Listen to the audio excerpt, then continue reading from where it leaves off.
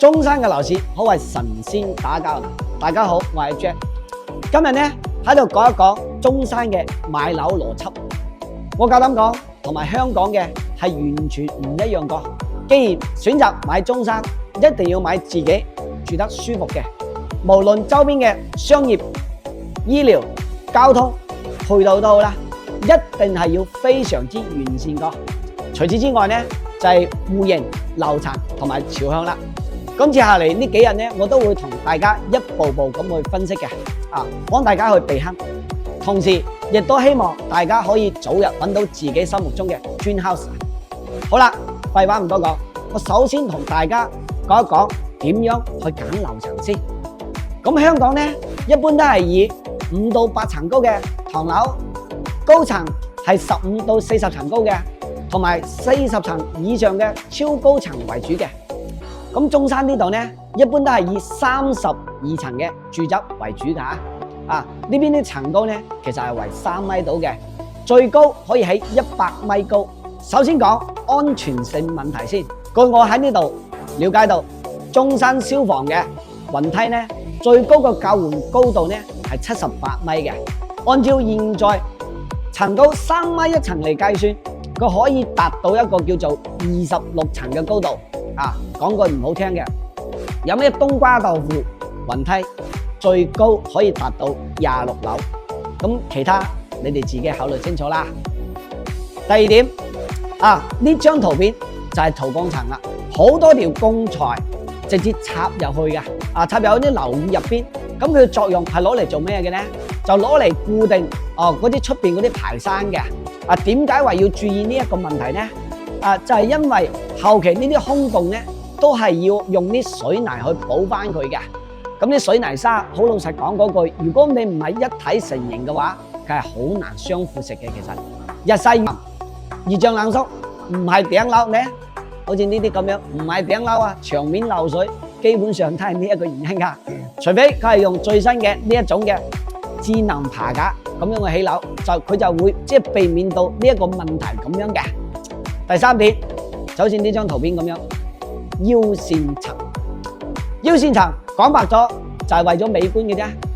但係美觀之餘呢，佢係有啲隱患喺度嘅喎。腰線層你睇到嘛？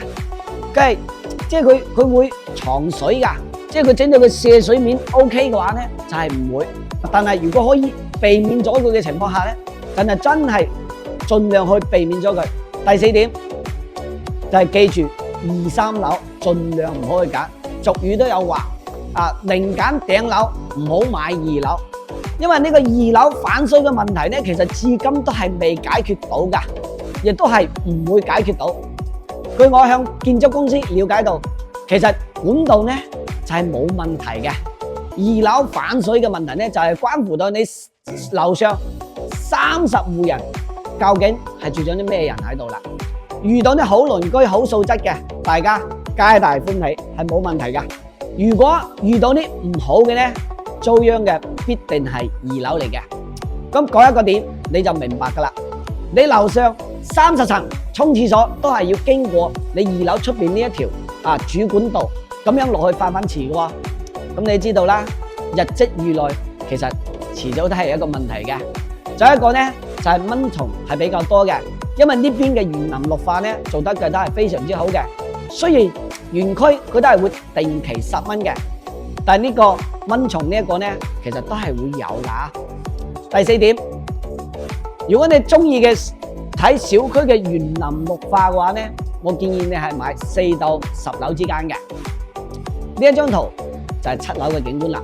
望小區嘅泳池同埋小區嘅園林，的確係一個好舒服㗎。咁第5點，如果你屋苑前面係冇遮擋咁樣嘅，冇遮擋嘅，我建議你係考慮10到25樓之間。下邊呢2張圖就係一個呢個就係冇遮擋嘅，一望無際，萬家燈火晚黑望出去幾舒服，係嘛？下面呢一張圖呢就係一個樓望樓嘅。樓望咧，其實個區別就係你想望下邊啲園林綠化都好你都要耷低個頭咁樣去睇，你先睇得到嘅。樓望樓咧，我就唔建議啦嚇。咁中高層其實即係受眾人群都係會比較多嘅，蚊蟲就會少翻少少咁樣嘅。正所謂群眾嘅眼睛係雪亮嘅，盡量唔好話逆勢而去行咁樣嚇。咁第六點咧就係26樓到31樓，其實喺呢邊嚟講，佢係屬於一個超高層嚟㗎啦。咁如果你話哦，你間屋苑前邊係冇遮擋嘅，係可以揀嘅。如果佢係有遮擋嘅話咧，即係變成樓望樓咁樣，好似呢一張圖咁樣，我就係唔建議你大家去揀㗎啦。其實喺中山呢邊咧，受眾人群都係會比較少啲㗎。就7點，亦都係最後一點㗎啦。頂樓，如果唔係喺屋苑入邊，私家樓梯上到去做複式嘅話咧，就真係唔好買啦。依家市面上好老實講啊，一般都係喺出邊樓梯上嘅。咁頂樓漏水嘅問題咧，其實至今亦都係未解決得到嘅。無論開發商啲工藝有幾高超都好咯，水泥熱脹冷縮係必然嘅。